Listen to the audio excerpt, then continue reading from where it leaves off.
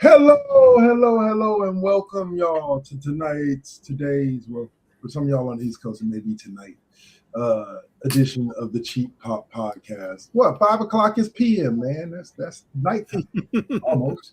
It is still daylight outside, literally, and you got to remember the clocks did just go forward. Yeah, I know. Trust me. Threw my brain for a loop. I got to start remembering that shit before I go to bed, because you wake up and look at my alarm clock, and it's like, oh look, it's 8 o'clock. Pick up my phone or walk around my house for a couple of minutes, come back and pick up my phone. How the hell is it 9:30? I wasn't walking for an hour and a half, and I was like, oh shit. Anyway, all right. So real quick, I'm going to throw something out there at you guys, and actually out at our audience as well. If they would like to participate, they can write us in at firstgenxers@gmail.com or 2KK2network@gmail.com and give us your ideas. But we are at episode 93, gentlemen, which means we are 7 episodes away from our 100th episode of the Cheap Pop Podcast on Twitch. They grow up so fast. I think we should do something. I think we should do something special for that 100th episode. So I'm taking ideas right now, gentlemen. You guys can let me know. You know, you guys have access to me IRL. You guys can let me know whenever you want. And like I said, if our audience wants to participate and email in some ideas, something how we can make that 100th episode special, let me know. All right. So, and as Saint mentioned, we're closing in rapidly on what 1,000 subscribers. Yeah, we're gonna get there. We'll get there eventually. But tell your friends. We're thinking about those rewards too. On Twitch. Come find it. Subscribe. All right. Instagram, Twitter. Find us all over the place. We're there. All right. So let's kick this off. Now, I know the first thing you guys are going to say when you see this banner, but y'all talked about this last week. And you'd be right. We did.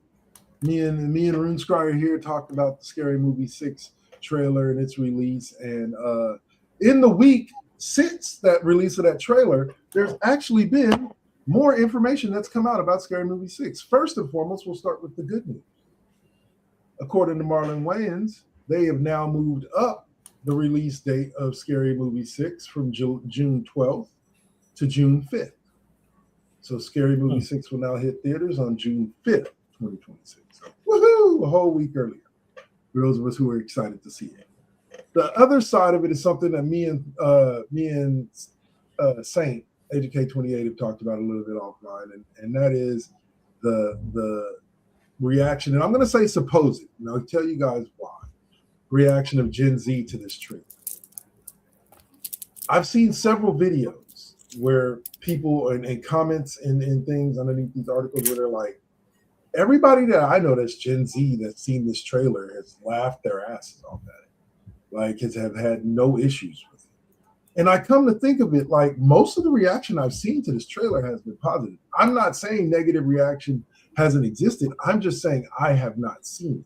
So it's hard for me to buy completely into the Gen Z is freaking out, is crashing out over the Scary Movie 6 trailer theory or narrative, because it's not matching what I'm seeing in reality.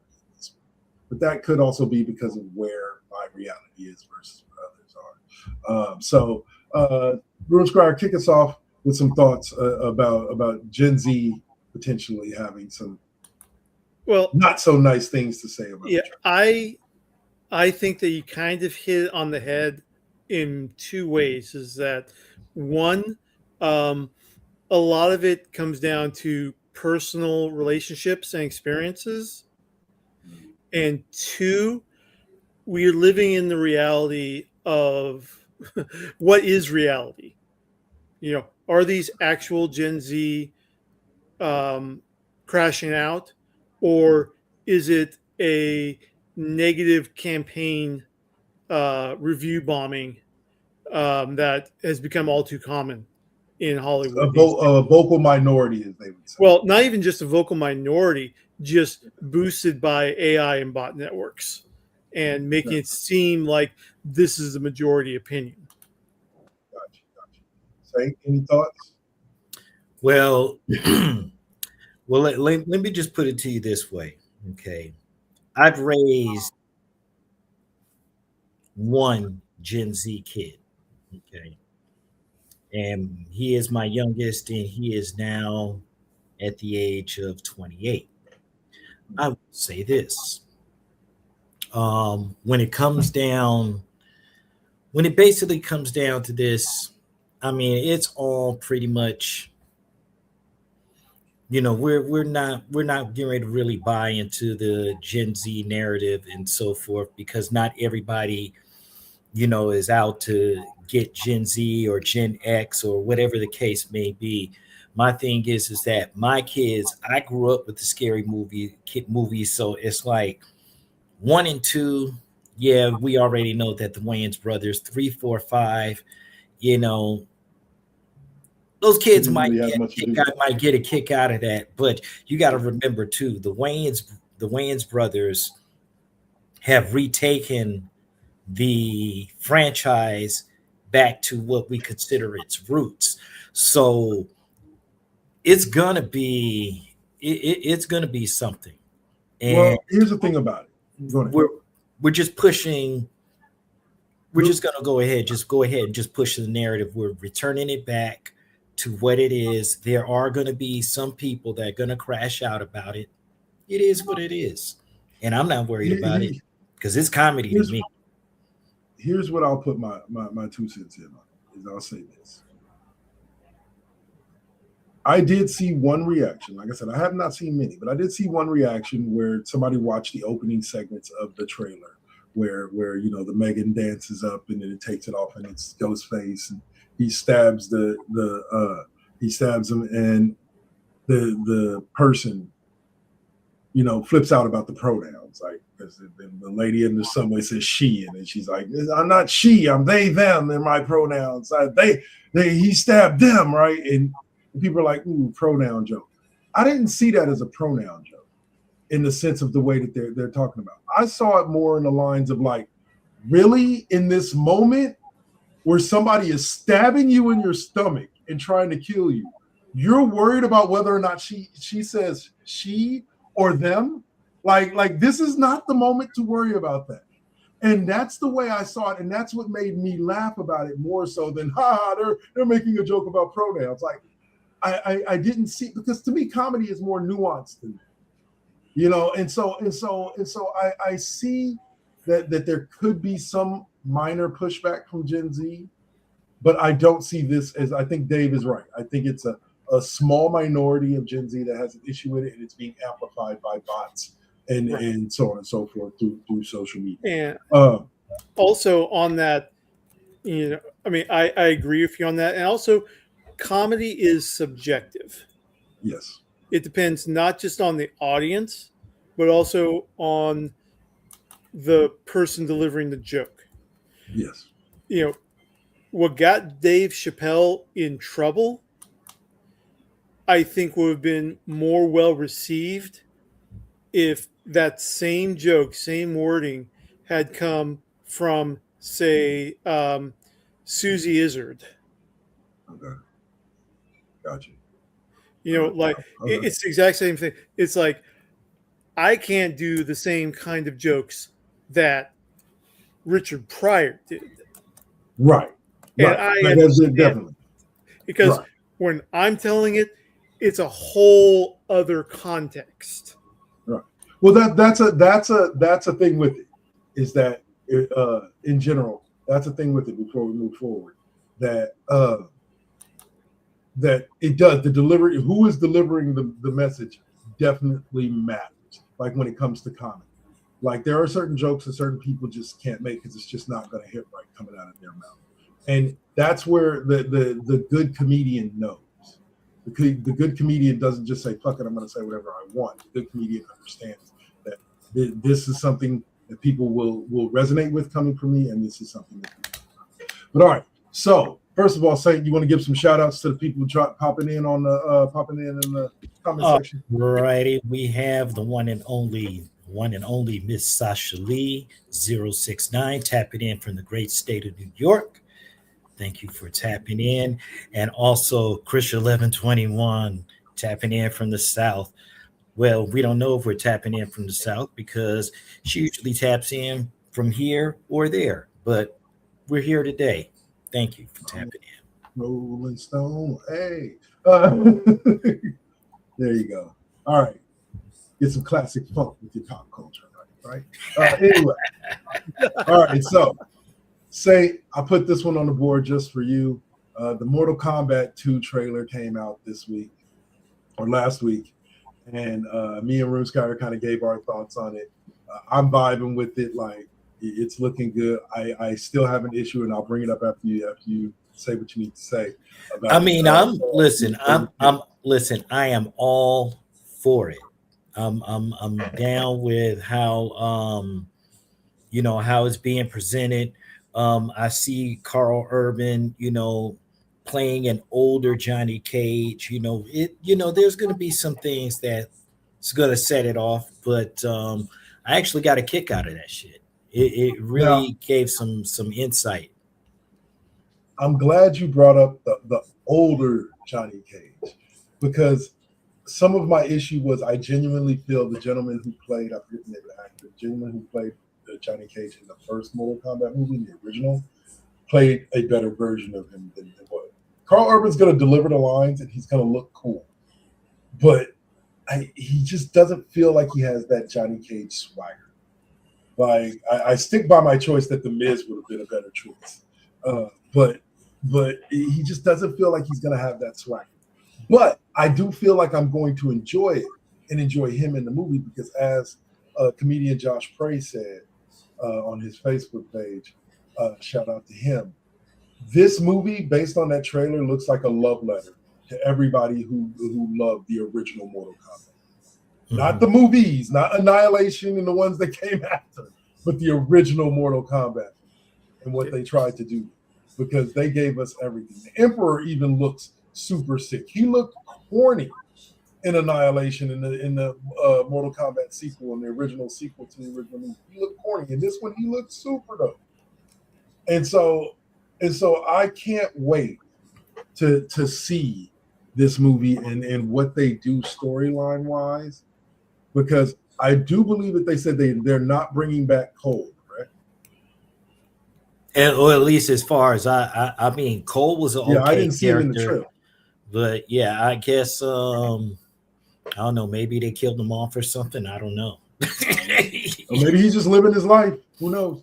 All right, Dave. Any last thoughts on the Mortal Kombat 2 trailer before we get into? First, original Johnny Cage was Lyndon Ashby. Yeah, Lyndon Ashby. Okay. Who actually did voice Johnny Cage in Mortal Kombat 11 from a few years back. Yes. Right on, right on. Okay. Sorry, And y'all, I let y'all down. I forgot to run the intro for Hot Topics. My bad. that's okay. I mean, we'll see what happens with this film. You know, maybe have we heard anything about the Street Fighter film that's being Not since co-produced we by heard WWE? like the who's going to be playing who. Yeah, Like, I think that one's going to be a good one too. I think we're finally. I think it's going to be great. The last one that I would love to see, let's get a Killer Instinct movie. Yes. I'm here for it. Maybe Glacier. Maybe. Give me Glacier. Yeah. Yeah. Give me Alan Rickman. Reacher. Alan Rickman. Yeah, Alan Richardson. Yeah, I guess. Richardson, yeah. Give me Alan Richardson as fucking Glacier. Yeah. And walk out and he's all covered in dry ice. Oh, that would be dope. Not literally, because that should burn the skin off. Yeah. They can digitally put it on. Make it look badass. Okay. Anyway, all right. So that's going to do it for Hot Topics for today. We're going to jump on to segment number 2 of the day, which is...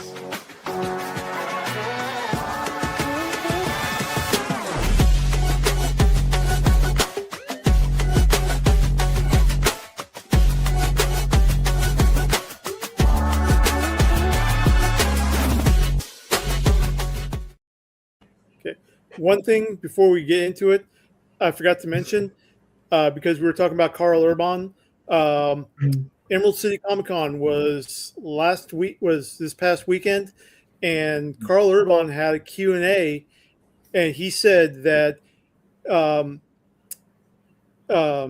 K and I were talking about this before the show, but Carl Urban said that he would be down for coming back to Riddick number 4.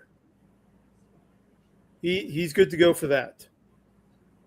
And I will respond the same way I did before. I'll let you go, Saint. Real quick, I'll summon some. Oh no, I'm just like I'm down for it because I love Carl Urban. Like I've loved him ever since Dredd. Oh, yeah. Like that, I thought he was excellent in that movie. I thought he played Judge Dredd more like Judge Dredd should have been than the comedy act that Sylvester Stallone did. But anyway, love Carl Urban.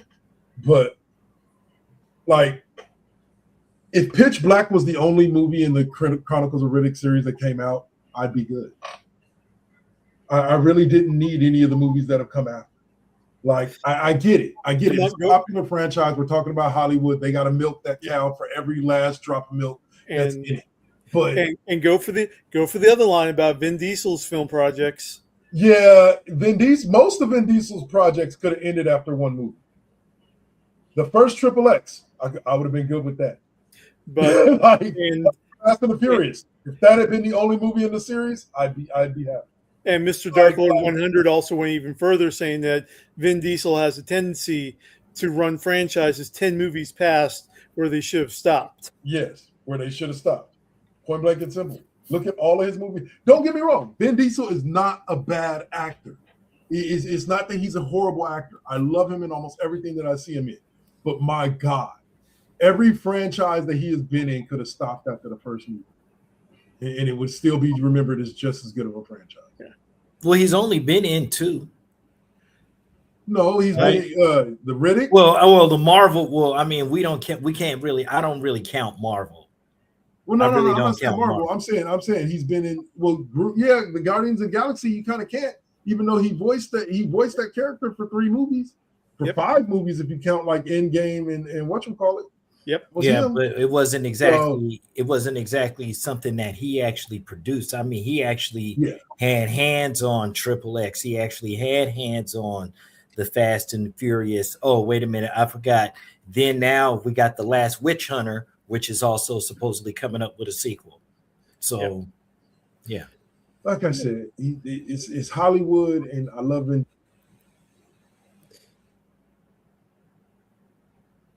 What?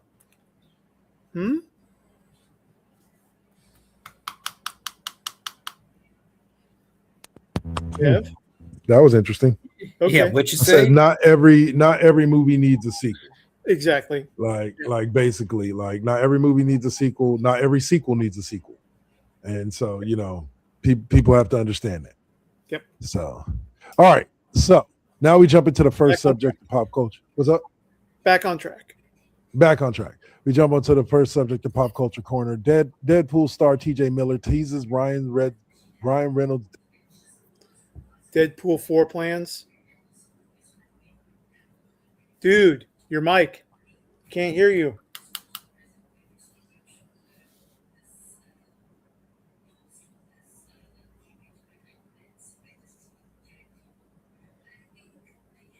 Saying we need a technical difficulties card to put up. Yeah, I know. No, I can always put it on my mic for my whatchamacallit, but then I would sound like I'm a couple of minutes away from the mic. I just picked the wrong mic when I came out, the mic that didn't have enough juice to it. So, okay. All right. So anyway, but yeah, Deadpool 4. He's teasing Deadpool 4 and plans for him to debut as Weasel. Yeah. I don't know if people will be that excited about him debuting as Weasel. I like the character, but and also T.J. Miller has been canceled basically because he got up to some pretty shady crap. Corey, it says that's the opening of the late 2017. The star was accused of SA by a woman who claimed she went to college with him. Yeah. And Kev, you're frozen. I'm frozen. Yeah, now you're back. Now you're back, boy. Shenanigans. It's called internet. Sometimes it wants to work. Sometimes it decides it does not. So any thoughts, gentlemen, on a potential return? I don't think this man's going to end up seeing the screen again. Like, go deal with your stuff off camera first, and then come like Robert Downey Jr. Yeah. He is so thirsty to get back into, after being part of the show, not just Deadpool, but Silicon Valley and being a big name in Hollywood. He is so thirsty to get back up to it. He's combing the internet for any rumors and passing it off as personal knowledge. All right. So the next subject we have up is just a little feel good for those of you guys who like that cat that loves lasagna. Paramount Plus is rebooting a beloved 38-year-old animated classic in Garfield, and I believe they're bringing it back to the streaming service. So, those of us who have kids that are too young to remember Garfield when it was actually on as a cartoon can now show them something more recent with him. So, but I don't know. Is the I don't like Mondays thing still like a thing? Oh yeah. Yep. Yeah. Oh yeah. Yep. Yeah. Mondays still likes lasagna. So I'll say it like this. I got to give Paramount Plus credit for one thing. They did reboot Beavis and Butthead, and the newer episodes were pretty funny. And they did continue on Ink Master after it went off of the what was it, the network, and they kept it going on the app because I love that show. So, so I'll give them credit for that. So maybe this Garfield thing will do something. What you got to say, Rizka? Something that's interesting is that I don't know where I saw it, not in the article that we're linking to, but they talked about the voice actor for the new Garfield series, and the voice actor is going to be black. I can't remember his name, but now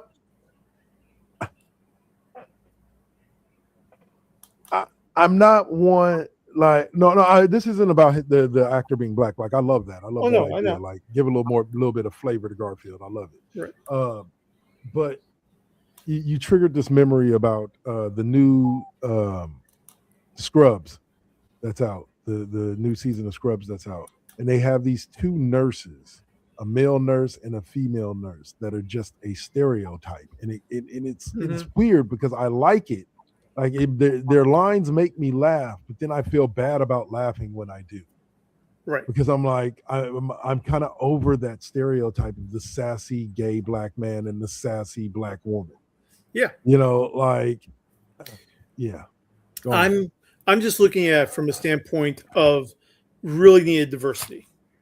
Yeah. Because when you look at voice acting credits, you know, black representation in voice acting, you got Keith David, Yeah. Phil Lamar, Okay. and Cree Summer. I forgot Cree does a lot of voice acting. And also, sorry, Regina King too. Regina So King. that's it. Yeah. You know, 4. He was Huey and no, Nia Long was Huey in the Boondocks, huh? No, Regina was King Riley. was Huey and Riley. Yeah. Riley. Okay, that's okay. Yeah. So it's more a matter of like, you know, there needs to be more diversity within. It's a chicken and the egg problem, you know. No, but I mean, I can go with the diversity thing, but we really don't need to keep perpetuating these stereotypes. I don't care how much of the diversity it is, because of the simple fact is that it's messing with black people. Come on now, let's just keep it a buck. I mean, every time in these comedies or a lot of these, you know, these shows that throw that you know, they'd be like, you know, they'll throw that comedy out there and be like, oh, that's just another no. Hell to the no. Yeah. No. But there's a big conversation to have about the history of black representation in media. But that's another thing for another time, because you will not believe the caucasity of early radio. Yeah. Yeah. So. Okay. See. Dark Lord, you frozen again? Yeah. You're frozen again, dude. It's just he's like, you know, I'm just like, wow. Yeah. Oh, okay. And muted again. Boy. There we go. Okay. All right, we're having fun. We're having fun. Here, I'll just do this, and that'll make it funner. That'll make it funner and easier. Let's go there, and then let's go from here to. Can you hear me now? Yep. You're good. All right, here we go.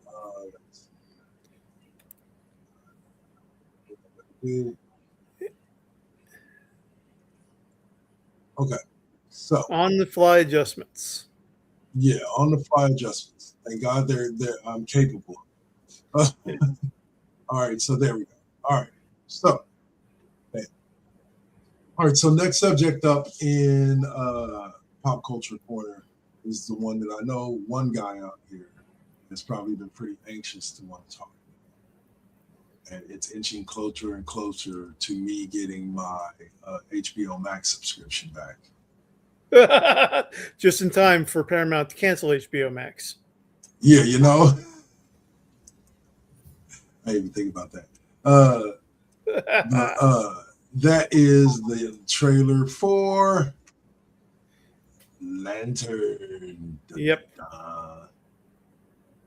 So that's supposed to be Hal Jordan and Jon Stewart. Yes? Yep. So, gentlemen, Spank, kick us off. You're the big DC fan. Thoughts? Oh shit! Hey, listen, that right there, the way Kyle Chandler is playing this, straight up asshole, and I like that because Hal Jordan is just like this new iteration of Hal Jordan is like, which really, it's not Silver Age Hal Jordan, Super Friends Hal Jordan. This is Injustice to me. This is post Bronze Age. This is post. This is post Emerald Knight. Hal Jordan. This is Coast City just got destroyed by Mongol. Hal Jordan. And no, I wouldn't even say that. I would say a little bit of Parallax. Just a little bit of Parallax, but more or less of the Hal Jordan. If you've played the game Injustice, Yeah. he's like Yeah. he's a big. They He's a big, really, yeah. But ever since Death of Superman, Destruction of Coast City, they really played up Hal Jordan being as, the evil. Yeah, yeah, Parallax. well, not evil, just a conservative asshole. He's now the John Walker of the DC universe. Guy Gardner is just an asshole. He's not necessarily a conservative asshole. Now, John Stewart. Yeah. Yeah. I'll just have to see where his character, the way his character is going to be played, because I see that, I mean, he is the rookie. Aaron He Pierre is. may have this drive, but I don't know. I'm just gonna like It's look also through not it through rose-colored glasses. colored glasses. Yeah. Yeah. It's also not quite the way that the relationship even began when John Stewart was named the alternate. Yeah. Back in the Bronze Age. Yeah, back in the 70s. Yeah. But we'll see. Most of the criticism that I have seen about it says, okay, so the cosmic space cops are dealing with local political corruption in rural small town America. Yeah. It's not, and I can understand in that it's not the epic space opera that Silver Age Green Lantern was. Yeah. This is more hard traveling heroes, Green Lantern, Green Arrow, but with two Green Lanterns. So I can see that. I can understand that. Ron Mars, though, has signed off on this and said, "Hey, I like it. It looks great.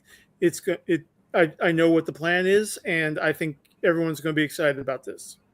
Yeah, I agree.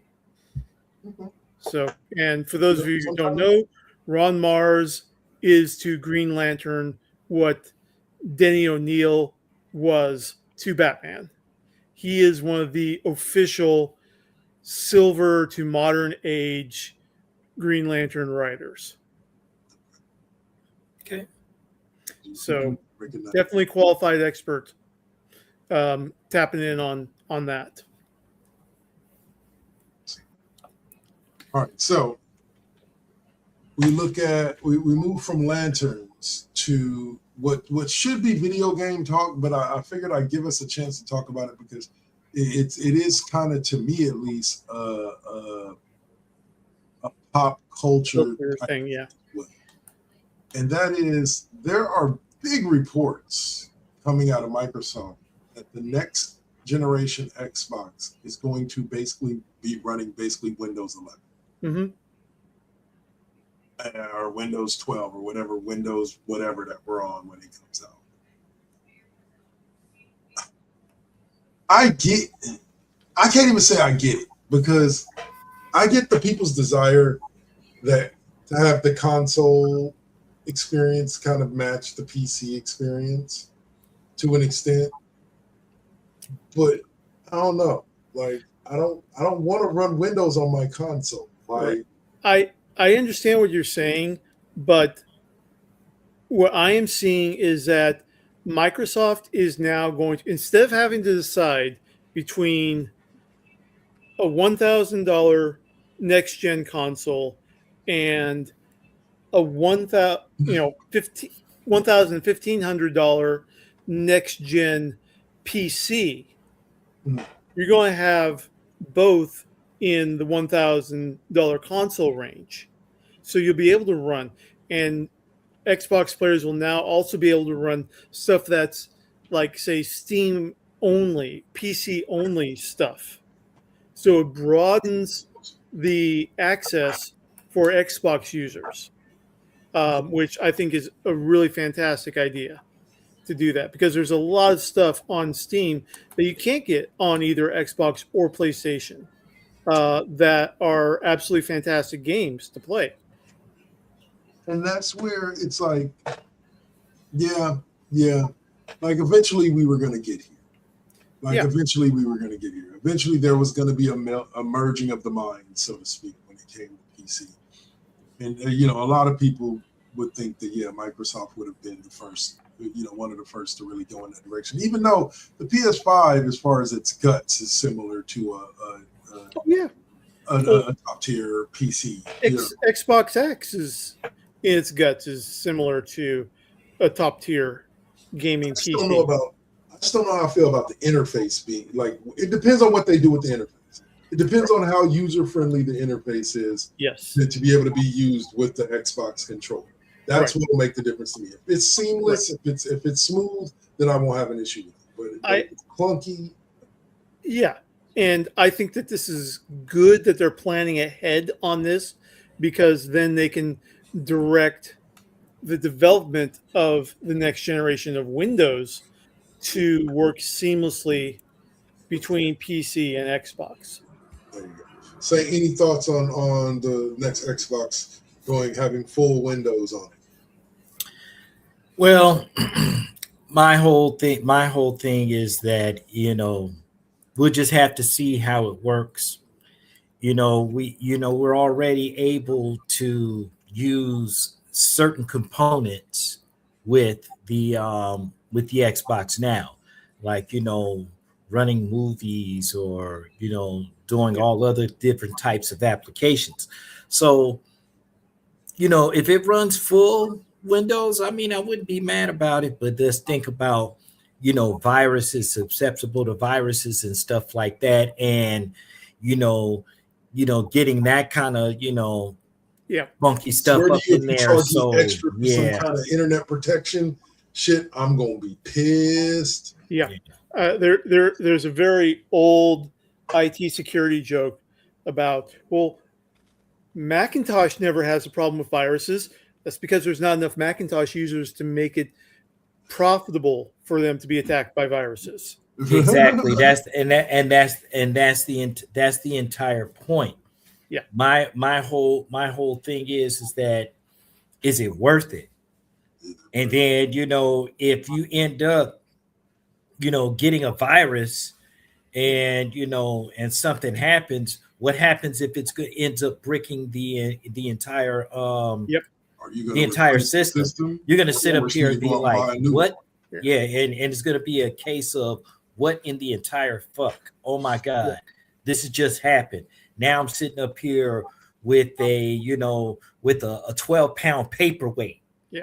Well, and then also, one more addition to the Internet of Things age that we're in, where it can be, like Saint said, it can be attacked by malicious hackers, much like our unofficial fourth member of the podcast over in Mr. Dark Lord 100's setup.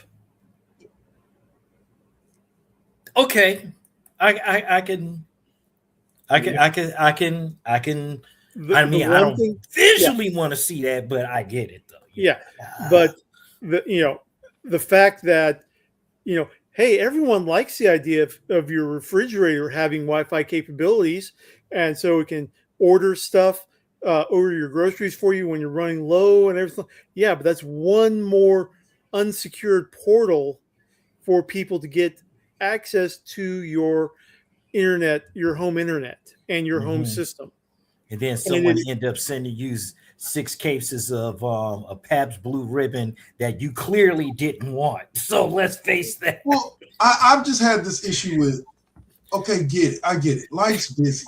Really? You too busy to just look in your fridge and write down, I need some milk, I need some cheese, Yep. I need to, the refrigerator's got to order it for you? Yep. Like real? No, look. Like, I can understand the refrigerator notifying you that you were low on shit. I'm good with that. Listen, and both, and I will say this, well, because we're both in that same category that, we live with someone, and that other person, wants to go into the fridge. So it's like, yeah, you want some butter? Do we need butter? Okay. Yeah. Do you need butter? Where's the fucking milk? or something like, or you Yeah. know, you didn't take those vegetables out. Stuff like that. Come on, we've all run. You guys all know we have women that live in our house. You the younger one. Come on, you guys. You guys already know. And We don't need the internet for stuff like that. We and just have also, I don't need my partners that refrigerator pissing me out. Also- Like, yo, also- motherfucker, go get Yeah. some cheese. also Anyway. that even though Dark Lord 100's child is past that age, for all the girl dads out there, you do not want to give your daughter a Barbie doll that has a persistent internet connection. Yeah, no. Okay. yeah, we don't need that. We don't need that. Yeah. So, all right. So we'll roll up to our last subject. Dave dropped this on us this morning, so I'm gonna let him kind of give a little synopsis of it about what we're going to be talking about here. But for those of you who are fans of Crunchyroll, it's time to pay attention. They have been hit with a class action lawsuit over allegedly disclosing anime viewing habits to a third party. Does it mention Really? who the third party is? Let's talk about that. Third party, as in general third parties. In other words, any somebody. advertising agency that shells out the money, they will give your viewing habit. So, without notifying the viewers. Now, that's all part of the traditional cover your ass boilerplate stuff that you have to agree to. And You know, when you sign the up for 5 streaming pages that you have to scroll through, and yeah. It's there in the print that they can disclose this information, and you agree to it. But have you really agreed to it? Okay, so now a lot of people may not have a problem with this. You know, okay, so they know that I'm watching these animes, and they're so you know, I'm watching Robotech, I'm watching Macross, I'm watching Genesis Climber Mospeada, Gundam, But let's say that you're a, you know, middle-aged guy who happens to be a fan of the magical girl genre. No judgment, no pointing fingers at anyone. But you may not want advertisers to know that you like that genre. Start getting some targeted ads on your Amazon. Yeah. Yeah. Yeah, So- no, I feel you. Say your Yeah, thoughts on this whole Crunchyroll situation. Look. Crunchyroll is Crunchyroll. Okay, anime is anime. You know, lawsuits. You know, people are always going to be, you know, like in some kind of question, or Yeah. Right. or somebody might have bad thoughts and be like, I'm looking at you over there. You better watch yourself, sir. You better watch it. Yeah. The FBI agent that listens to all of our phone calls. You know, here's the shit that nobody should be hearing. But yeah, I mean, the benefit of this is for anime viewers.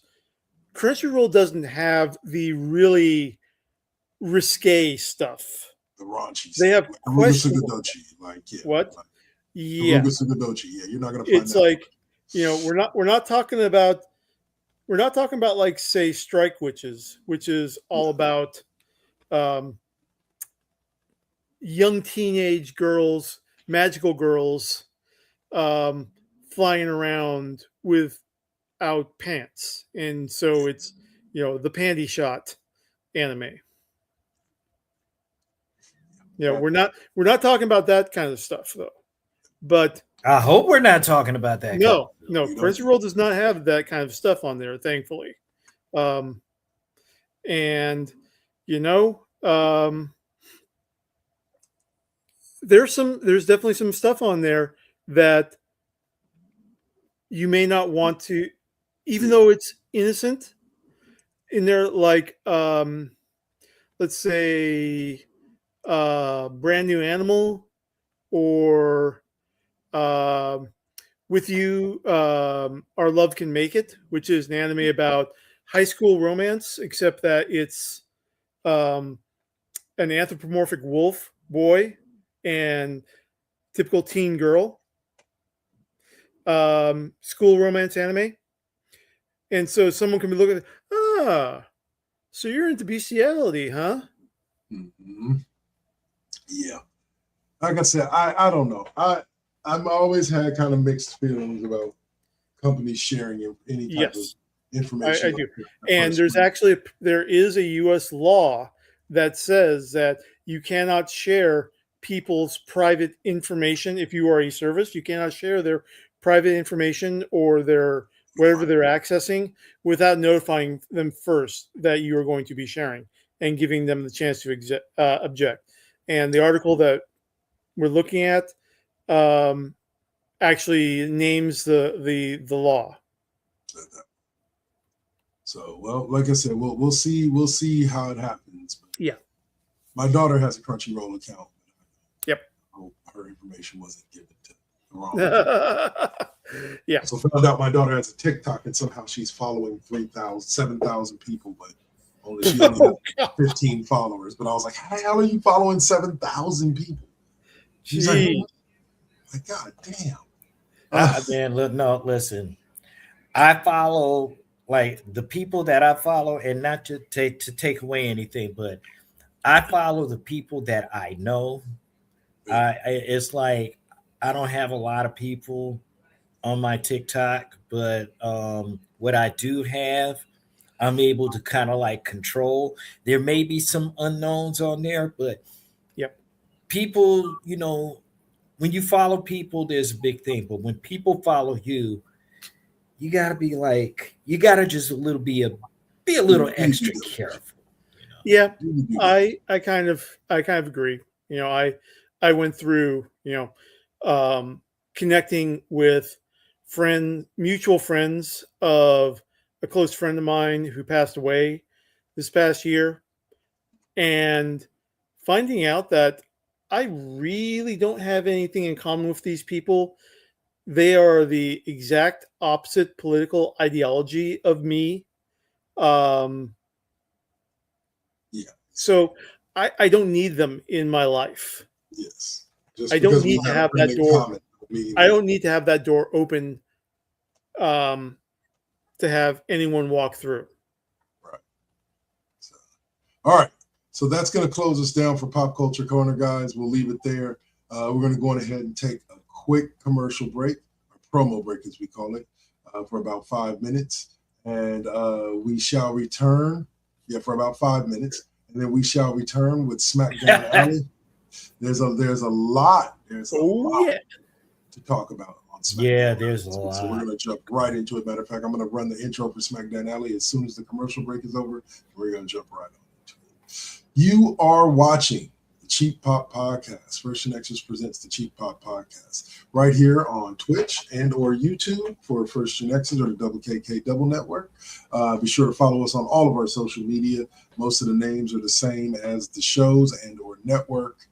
First GenXers at Double KK Double, Cheap Pop Podcast at Cheap Pop 25. It's all the same, guys. Just go find us, follow, like, subscribe, do all that fun stuff. Yeah, we'll just throw everything out there, man. Throw the kitchen sink in it too while you can. Throw those hands at the buttons. Yeah. No. Anyway, all right, y'all. Take care. See y'all after the break. We'll get to some wrestling. Peace.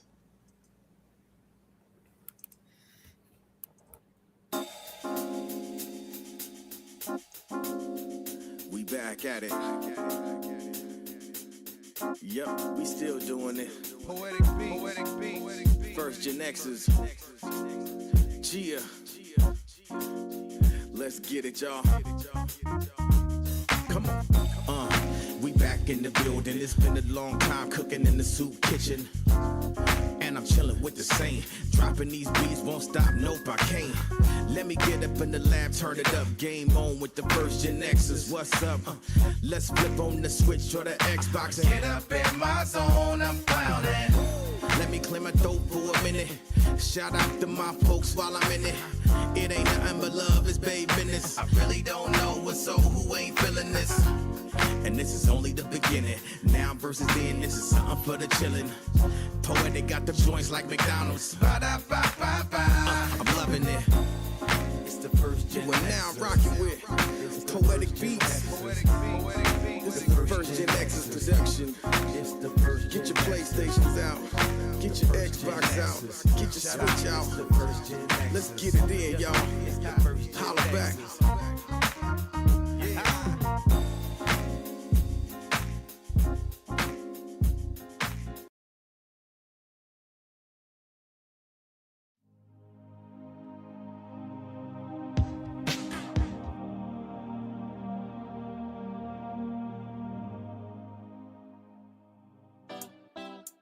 Got to keep it. You got to keep it lovely. You got to keep it. You got to keep it lovely. Success comes right after the struggle. I ain't even giving up on whatever I wanted. The tragedies I've seen, I can't even stomach.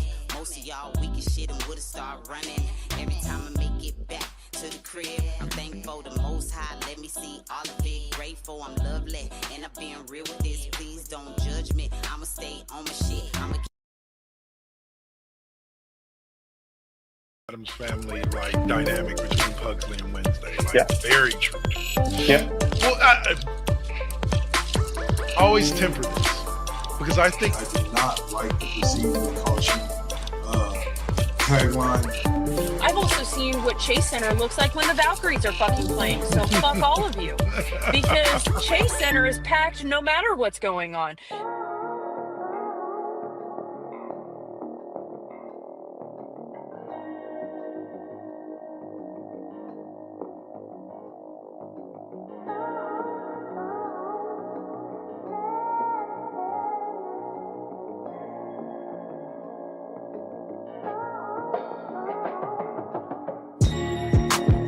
They say that beauty is in the eye of the beholder. But the definition of beauty is distorted. Yeah. Come on. Searching for yourself, so insecure about the way you look, so you go to Miami.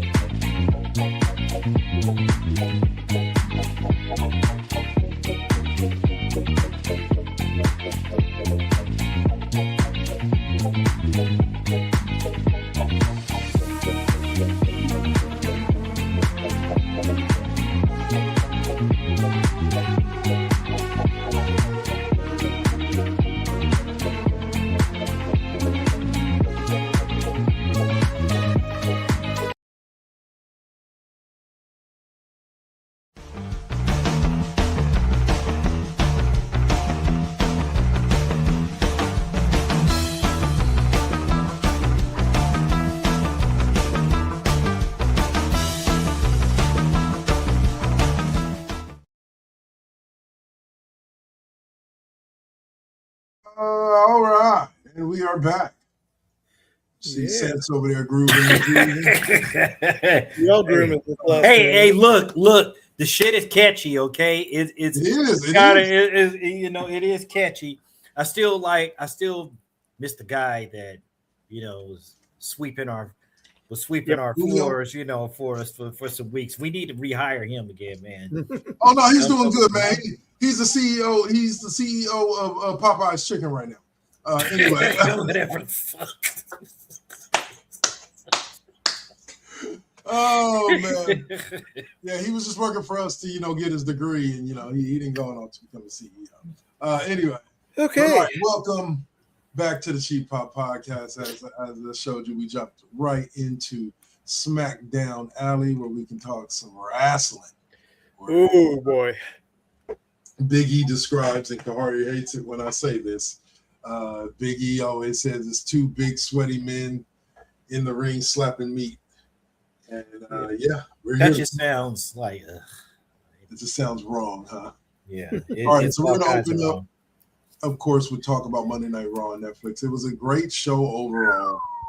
There's a lot to talk about with the show, but in general, I would give the open of the show, which we can talk about real quick before we dive into the first big subject.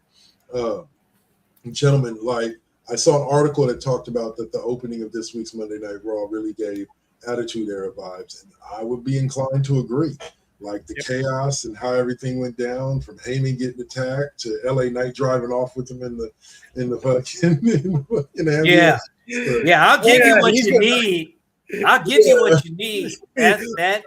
Yeah. Like the way, listen, the way he looked when he was getting ready to take off with the ambulance, because when he looked out, when you didn't see him, but then when you look out, you say, "Oh shit, it's LA Knight." Yeah, drives off.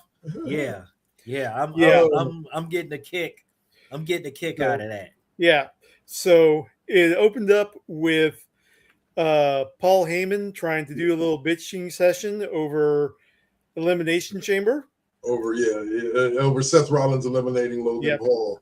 He basically said that Seth Rollins and Logan Paul, or Austin Theory and Logan Paul, were going to beat the snot out of Seth Rollins. To which not one, not two, but 4 masked men came out. First one gets chased off by WWE security. Second one got chased off. No. First one got chased off by Austin Theory. Second one got chased off by Logan Paul. One of them gets chased. One of them gets chased off by Austin Theory. One of them gets chased off by Logan Paul. One of them gets chased off by WWE security, leaving Paul Heyman in the middle of the ring all alone with Seth freaking Rollins creeping up behind, and Heyman's attention is focused on the 4th masked man who's at the entrance ramp. Yes. Who he thinks is Rollins, and Rollins comes up behind. Listen, I'm sorry. Go ahead.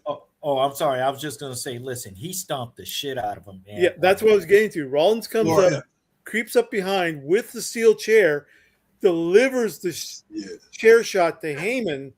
Heyman goes down, and then the shield breaking up.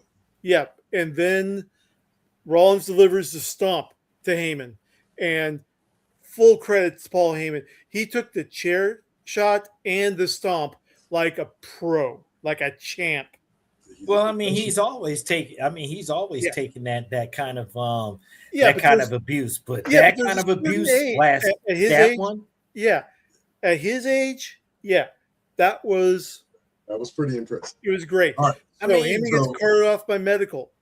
Yeah, and then that leads us to basically the backstage scene where they're loading him in, and Logan Paul and Austin Theory are pissed. Is in there. He's concerned. Car drives up. Austin Theory's trying to make sure that no one else is messing with Paul Heyman as they load him up into the ambulance. And then the door of the car that just drives up is open, and Big Jim Uso comes out. Jimmy Uso jumps out, slams Austin Theory around. By the way, speaking of Austin Theory, I really hate his new catchphrase. I have a theory. It's the thing hidden. Just to say that was what we were talking about. Big Jim delivers the SmackDown on Austin Theory into the ambulance. Throws him away. Then that's when they pan over to LA Knight. LA Knight is driving the ambulance, and LA Knight's like, I'll make sure he gets to where he needs to go. Yeah. And he takes him and drives off with him, and then Now, Jimmy starts heading towards the ring. Now, it was a great open. It really was. I will admit it did give me a little bit of the time when Stone Cold Steve Austin got hit by Rikishi, and the stuff that was going around with The Rock and talking shit to cops and stuff like that. So that to me was just a good moment of Raw TV. Yeah, big time. Now, into one of the major events that happened during Raw to me, which was the number one event outside of the closing segment with Punk and with Reigns. Roman Reigns and CM Punk, is my boy. My boy, first and foremost, right? I know it says enter there. I got to fix that. I'll say, not only did Dom lose his Intercontinental Championship, Cero Miedo. He's been cursed. He's been cursed. I know. Because if anybody remembers the backstage segment just prior to Dominic walking out to defend the belt, he was rude to Danhausen. He was rude to the Hausen. And Danhausen told him, you are cursed. No, you got to do it in the voice. You are cursed. And that's, I'm not, I haven't seen the guy wrestle yet. I am not feeling Danhausen simply because he is that guy. The intentional or otherwise obnoxious role-playing gamer who talks like that, who acts like that, and thinks that it's funny. I've just seen this way too many times for the bit to hit with me. If you like it, great, that's fantastic. But he's been popular on the indies. Yeah. He was popular in AEW. Like, he's going to be popular in WWE. I'm sure. To be honest with you, he's going to be most popular amongst the people who know him from outside of WWE and kids. But yeah.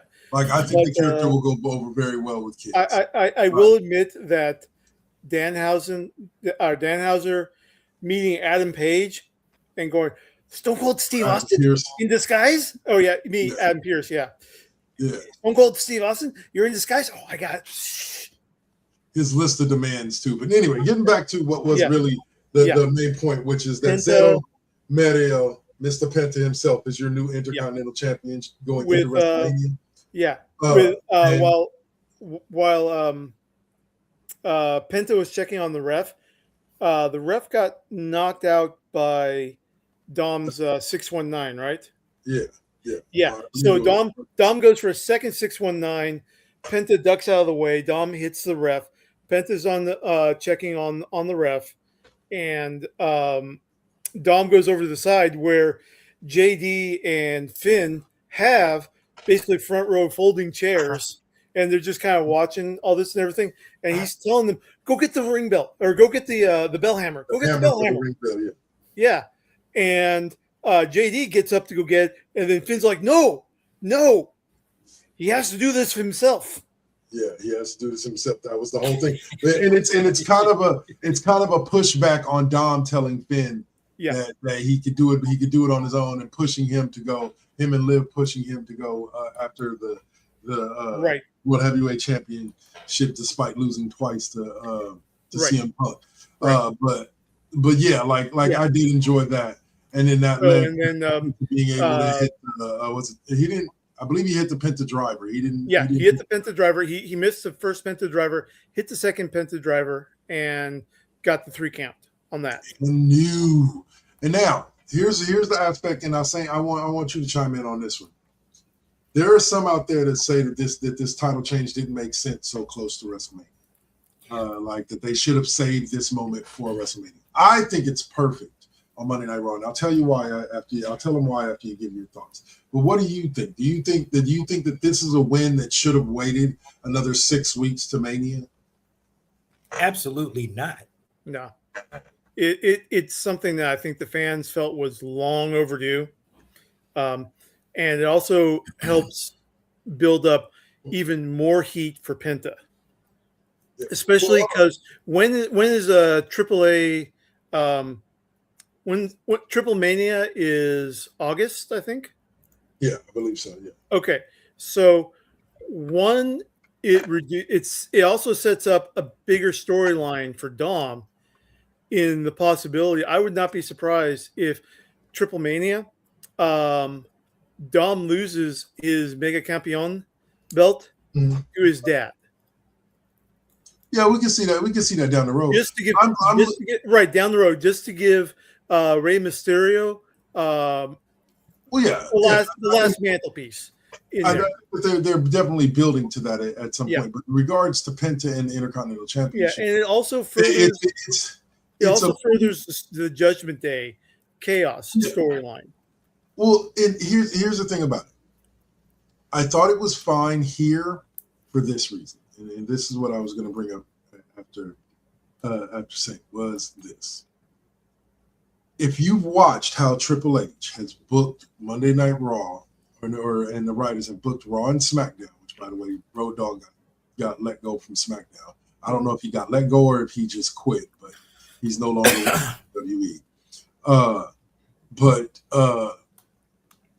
the way they booked Raw and SmackDown, the championships are above all brands.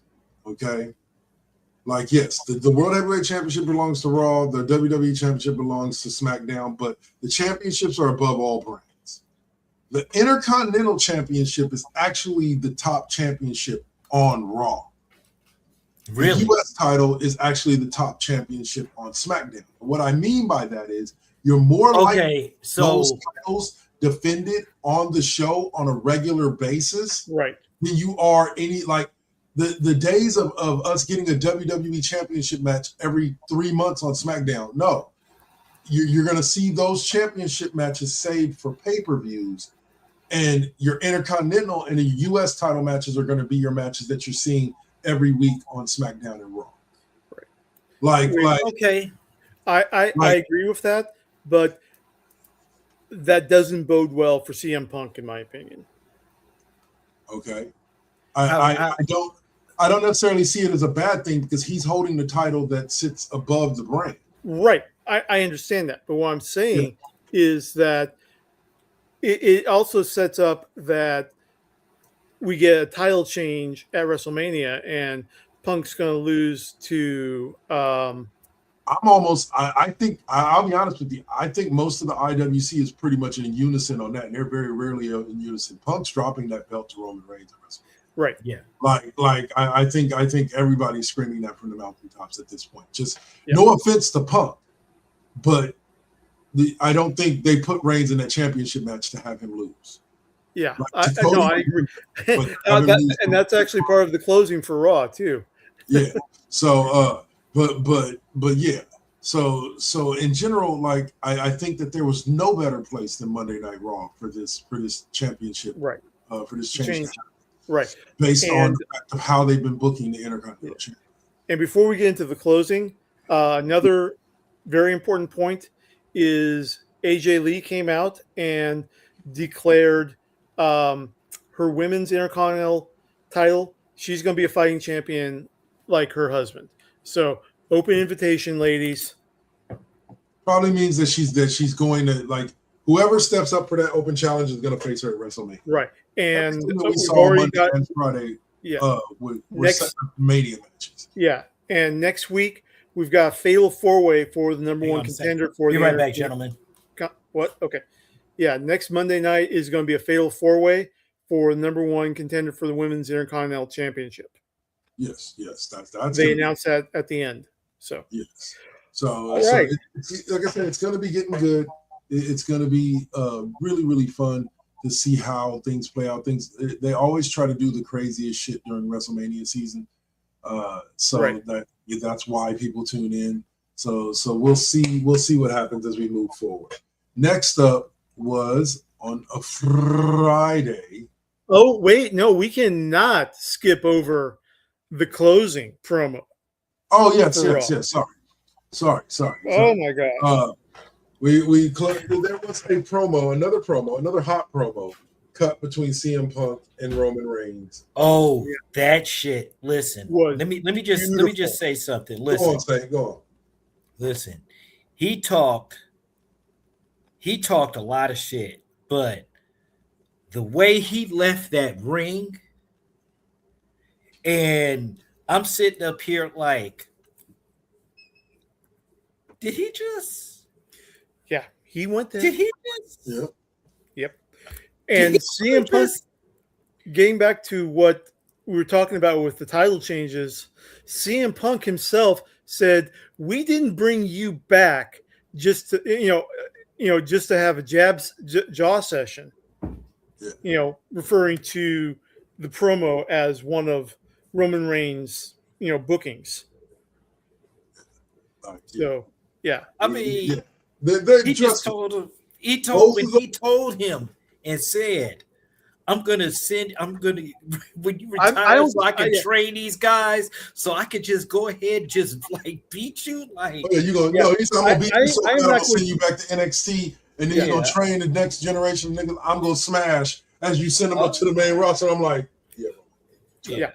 And then CM Punk. That was like the relevancy of calling somebody a punk ass bitch. Man. Yeah, that's Punk, that. Punk, and also Roman Reigns calling him Phil.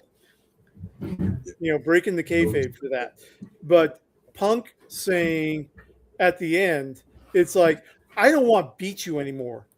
I want to bury you. Yeah, we'll bury you. And I'm going to bury you right next to where I buried your dad. Yeah, that's some fuckery. That right there, that was kind of like, and I'll say it like this: if there's two men in the company who know how to tell a long-term story, it's those two. And we watched them talk. Now we know that Roman's going to have limited dates heading up to WrestleMania. He's not going to be there every week. Maybe for the last month before Mania, Roman will actually show up every week. But other than that, we know we're not getting Roman every single week. So Punk was right when he walked out and he said, I'm about to have to carry your ass to WrestleMania. Because Punk is for probably a good portion of the next 6 weeks going to have to carry the feud. Because Roman's not going to be there. So Roman is they've got some pre-recorded promos and stuff like that that they can run, but Roman is now almost in John Cena mode. Right. To where he and John Cena Rock mode, or Rock, I actually be more appropriate to Rock because he's Roman is building up his Hollywood career, right? And so he's going to have limited date engagements. Punk is the one carrying the brand of the feud, right, for the future. Okay, here's the thing about it. You're right to an extent with the John Cena reference, but what I'm saying, what I feel is, it's John Cena during the last about 3 to 5 years before he left for good, where he would disappear for an extended period of time, but he would come back for an extended, to work a full feud. And I think Roman's going to be doing that, because if you listen to Roman talk in his real shoot interviews, he talks about how he's like, I don't want to be somebody who bounces out to Hollywood and is gone, from wrestling. He's like, I'm the best at whatever I do. He's like, and I want to be the dude that comes back and does wrestling on a regular basis and does the movie thing and is good at it and is successful at it. And I'm like, hey, it's a dream. It's a dream. It's a great dream, and it's also a great dream, and it's also family blood for him. Yeah, but I also think that eventually they figure out that it's just a lot easier on the body to do the movie thing. And you just get paid way more once you get to a certain level. I think that's what happened with The Rock. Once he got to a certain level, it was like, I really don't need to come back to WWE. I want to be able to walk unaided when I'm 60 and 70. Right. So he came back and gave him the 2 Cena matches at WrestleMania. And then he's basically shown up for pop appearances here and there.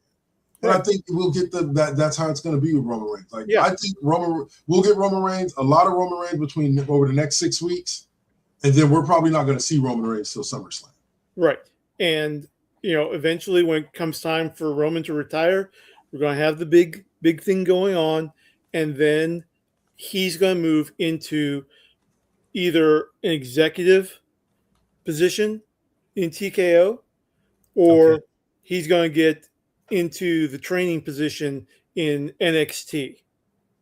I think if when Roman's done in the ring, I think it will be because Roman has established some form of consistency in his acting. Yeah, where I don't stable other income. Right, and I don't think that he'll continue on. I think he wants to. I think he wants to go, but I think he'll come to that realization like The Rock did.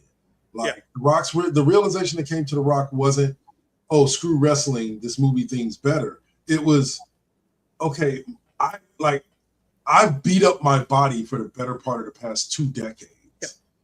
Mm-hmm. I can go beat up my body a lot less and get paid a lot, like capitals a lot more, in this Hollywood thing, doing like 2-3 movies a year as opposed to, having to wrestle for 300 days. And I think that all wrestlers, John Cena's now comes to. I think that's why we got the John Cena retirement tour, because John Cena's come to.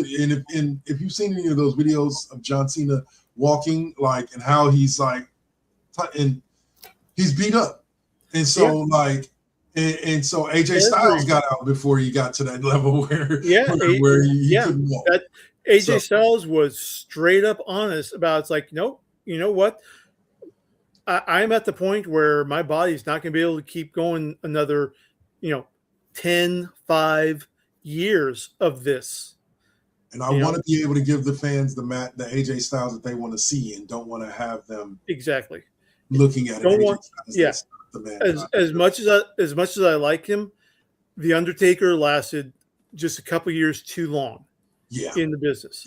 You remember that WrestleMania where I think it was Chicago open air, and it literally took him 20 minutes to walk down the ramp. They had to keep looping his entrance music.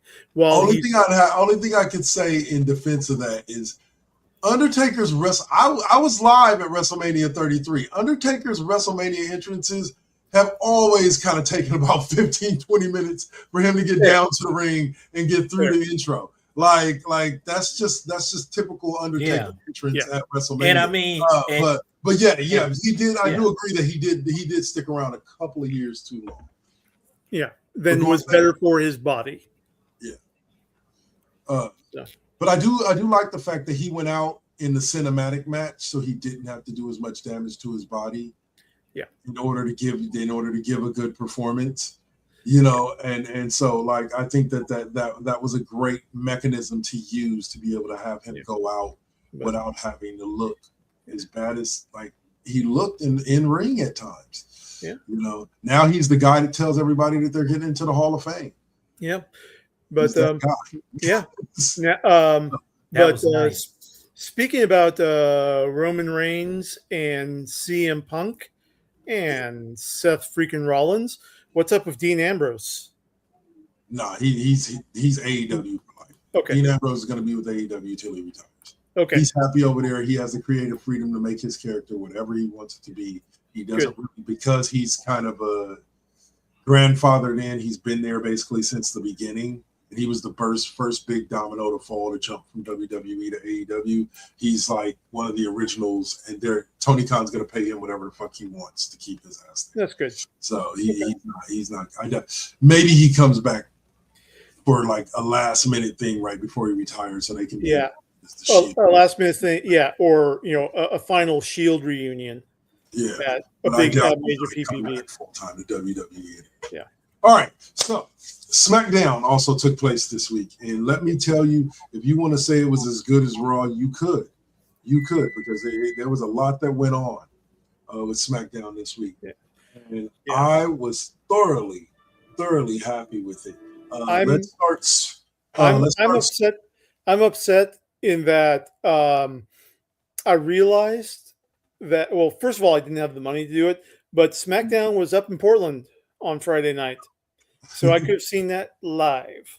Live, yeah. We'll talk about the big event that closed the show.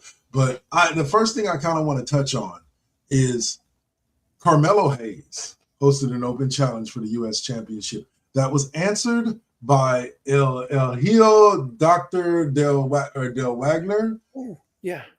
And it was one hell of a match, considering how mismatched size-wise, because he is the Latin America champion. For those of you guys, the guy he wrestled, AAA is the Latin American champion in AAA. Great wrestler, but man, like the match they gave us, yeah. Awesome. Before we move on, quick cut back to Raw that we forgot. Rusev calling out Oba Femi. Yeah. That's what I want. When I saw the backstage segment with them, like from a couple of Raws ago, I was like, that's your WrestleMania match right there. Yep. That's your money WrestleMania match. Because if there's anybody that's going to be able to go at Oba the way Oba goes at everybody else, like, it's Rusev. Although I did notice that Rusev's losing his accent a little bit.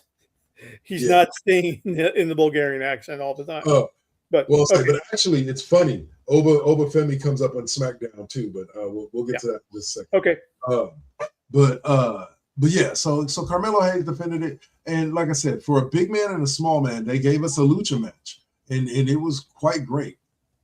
Yep. Carmelo Hayes is him.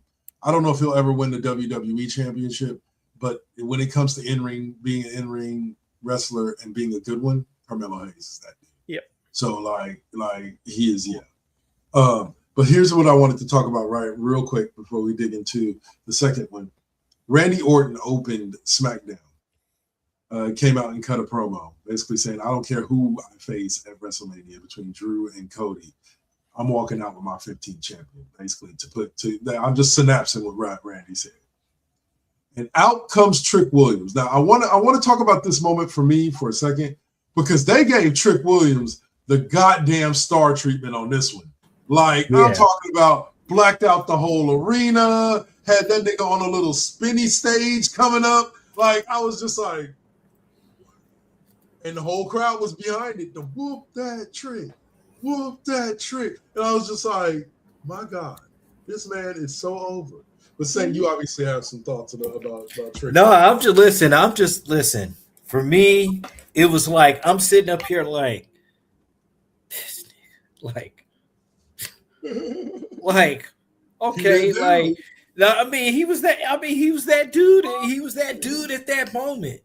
Yeah, it's just that he had on the Pepper Steppers, you know. Yeah, but when he got into the ring, then it became a whole different story. When he got into the ring, he cut his little on Randy Orton. Yeah, he was like, but then Randy Orton's like, man, fuck you, bing. Randy hit him with the RKO. And here's the thing about it, I love Trick Williams for this. If you go back and watch that segment on YouTube, right,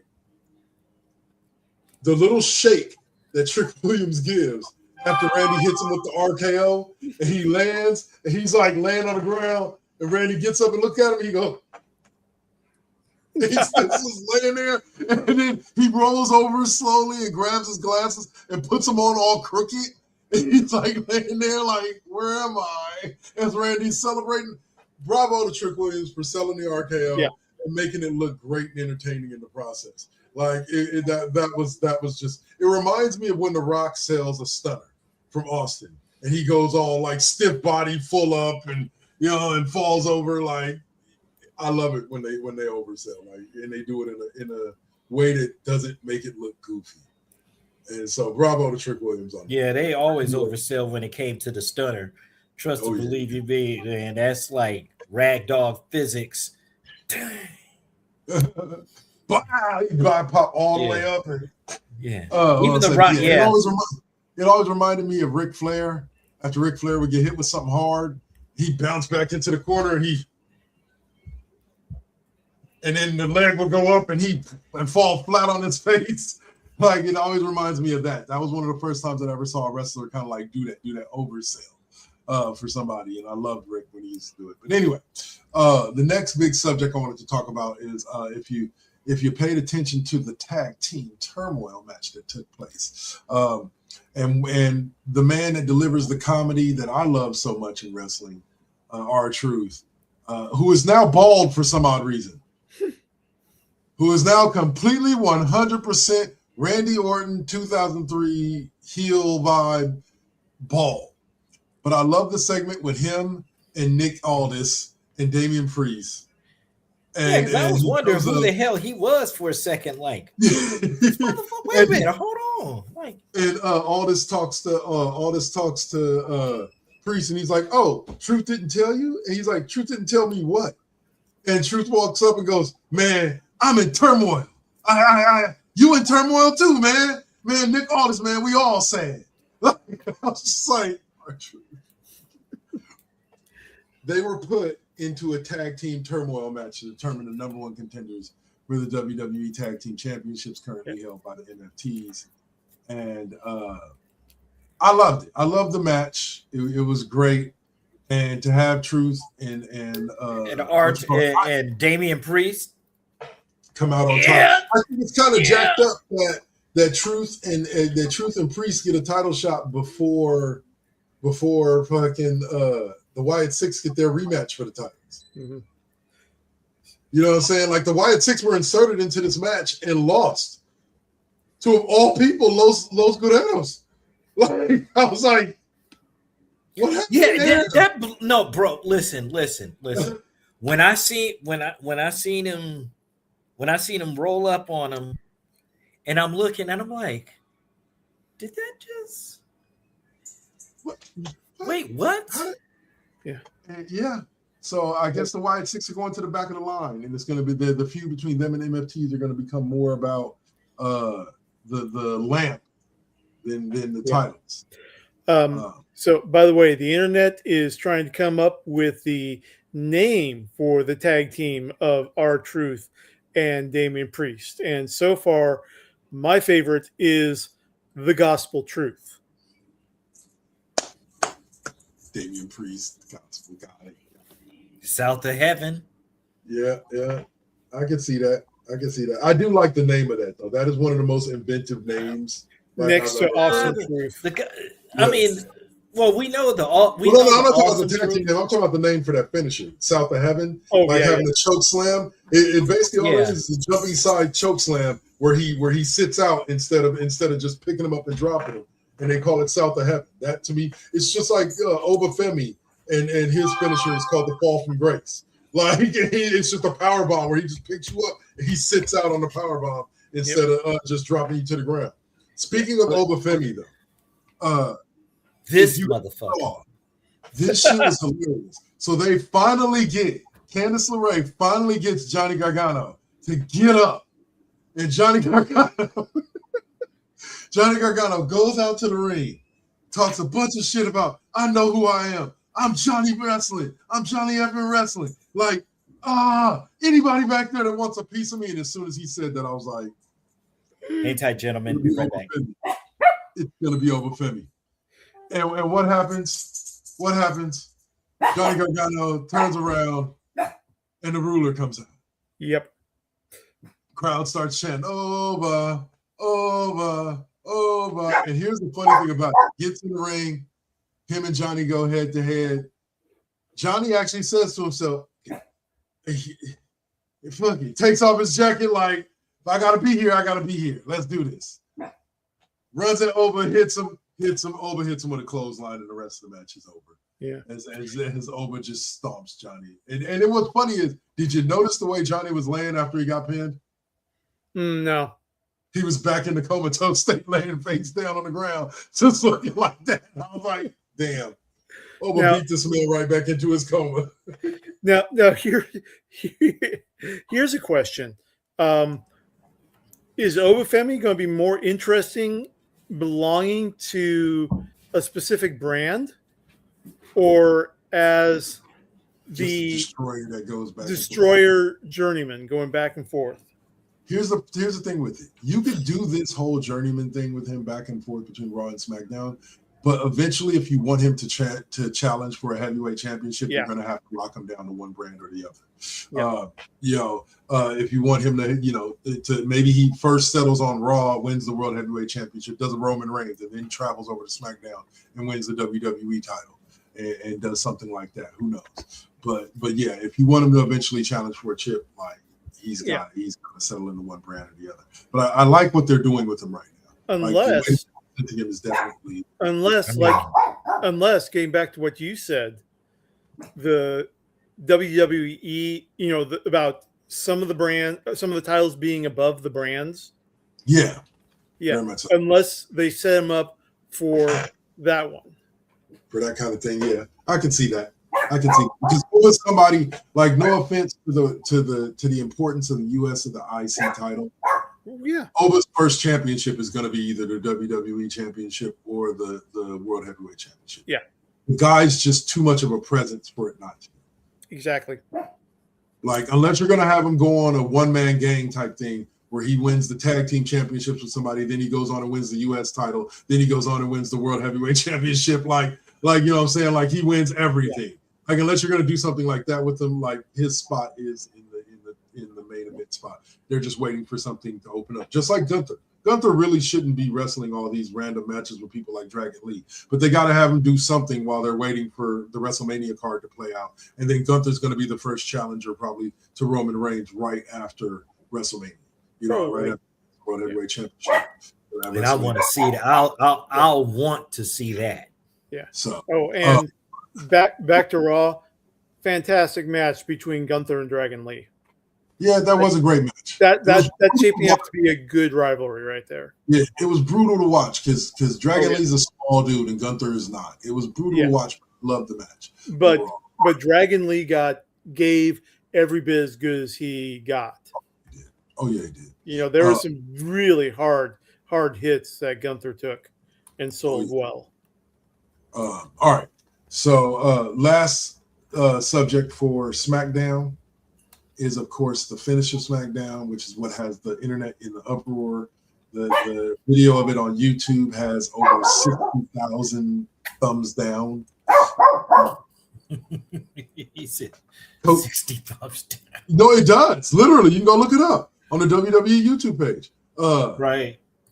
People are in their feelings about Cody Raheem Rhodes defeating Drew McIntyre to regain his WWE championship, making the match at WrestleMania, Cody Rhodes and Randy Orton instead of Drew McIntyre.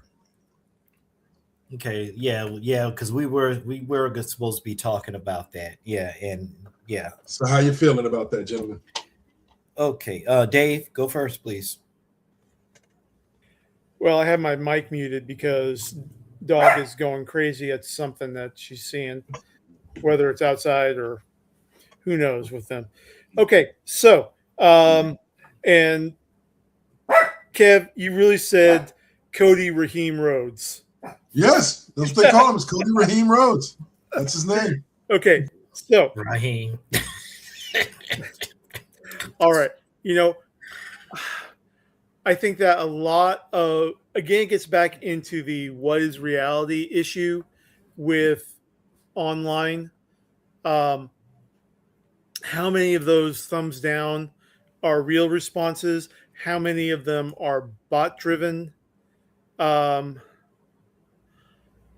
do think that there is a faction of the IWC that they're done with Cody for whatever reason. They're just done with him. And they want to see Drew get his flowers. Finally. So I can understand that. He did get his flowers by holding the championship for like the last 60 days. Mm-hmm. And that's the whole thing I don't get about that narrative. But that's 60 days. That's barely noticeable in terms of length of holding the championship. So they thought that it was just a little too fast of a turnover. Only for WrestleMania just around the corner. So I'm gonna sell it to you. Like, think about it like this. They had a lot of time to kill between the 3 stages of Hell match and WrestleMania. Yeah. Yes. The vibe was already that Cody was kind of a boring champ. Cody had been champ since last year's WrestleMania, or last year's SummerSlam, after beating John Cena for it and getting it back. And they maybe felt people were having a little bit of Cody fatigue. Yeah. This Drew storyline was a way to an extent reinvigorate people on Cody. Okay, it gave because no matter how you cut it in telling a story in wrestling, the person is always more popular when they're chasing the championship. Period. Yep. They're always more popular when they're chasing the championship. So you put Cody in a position where he chases, and not only does he chase, but Drew won the title, and Drew came on SmackDown and said Cody gets no rematch. Yeah. Right. There were a lot of people who argued that this championship match didn't make sense, but it did because Drew says that, and then Drew personally interjects himself in the Royal Rumble to make sure Cody doesn't win the Royal Rumble. Then Drew personally interjects himself into the Elimination Chamber to make sure that Cody doesn't win the Elimination Chamber. It builds the heat back up. Right. And so now you have people all of a sudden rooting for Cody again because Cody's getting screwed left and right. Now, I don't know about having that championship change happen on SmackDown, but you had no other choice because there are no other big events outside of Raw and SmackDown between now and SmackDown. Right. But I think that the plan was always Orton and Cody at WrestleMania behind the scenes, and this was just a path to make it a little bit more interesting. Yeah. Before we get there. And also to develop options to make Cody turn him from Captain America into like Homelander, more of a tweener. Yeah. More of a tween. You kind of saw Cody explode and kind of saw the more angry side of him and his dealings with what you call it. I agree with people when they say, I can kind of see the neon signs that are showing that we're going to potentially see a eventual heel turn. And also, let's face the fact that outside of the Aoi family, Cody's like really the only legacy. Well, and Charlotte Flair, but they're like the only legacy wrestlers. Well, on the main roster. Not necessarily Natalia. Okay, Natalia, yes. But you're right. There are very few. But if you go down to NXT, there's I want to say there's 4 or 5 wrestlers that are second, third generation. Right. Wrestlers from they just have to come up. Yeah. But Brian just for right now, But I feel you.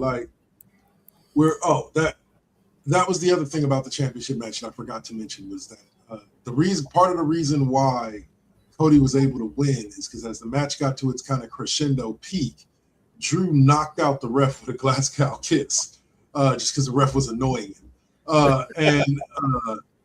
and went and got a chair that was promptly snatched out of his hand by none other than Sacramento's own Jacob Fatu. The Samoan werewolf was having none of that, and it distracted Drew just enough to allow Cody to hit him with the cutter and then the crossroads and win the title. So, see, Dave, had you gone, you could have been there to see Cody win his third title. Oh, I know. But needless to say, it was a great match. And I was telling somebody, because somebody was talking about, and I mentioned this last week when me and Dave were talking wrestling. People were talking about whispers of Nick Aldis versus Drew McIntyre at WrestleMania. Yeah, I've always said no. If Drew's not defending the WWE Championship, it's going to be Drew McIntyre versus Jacob Fatu. Yeah, that's been the secondary story they've been building the whole time. Yeah, that story they're probably going to build to at WrestleMania. There's a movement on social media to try to get Adam Pearce back in the ring for a final. I don't think he wants to. He retired because he wanted to. He didn't retire because he was forced to. I don't think he has the desire to get back in the ring. I think we came about as close as we were going to come to it when he did that match with Roman Reigns back during. Right. You think so? Yeah, I think that's the closest we're going to get to Adam Pearce wrestling. I don't think he has any desire to wrestle. No. I think if he did, the WWE would have allowed him to. He's medically cleared. He's been medically cleared for years. Like, if he wanted to, I think they would have allowed him to. I don't think he wants to. And yeah, like with William Regal. William Regal just didn't want to get back in the ring again. Yeah. He was fine being a GM. He was fine being a manager. He wasn't interested in getting back. That's another one. I just thought about that. That was another one that that got back, that just decided to say to hell with it, William Regal. So yeah. And if anything, Adam Pearce versus Braun Breaker would be fun, but I think I like the tension more without the payoff, shall we say? The actual, well, I don't need it. I'm fine with it being more of a verbal confrontation. Right. You can have Adam Pearce defend himself. Oh yeah. Because he's still healthy enough to take a buck. You can have Adam Pearce defend himself, but you don't need to put him in a match. No, have Pearce defend himself against Braun Breaker. Maybe even do a couple hits, couple moves on Braun, but not a full match. Not a full match. All right, so that's going to close us up for Wrestling Talk. We only have one segment left, and it is Tech Tinker's favorite segment of the day.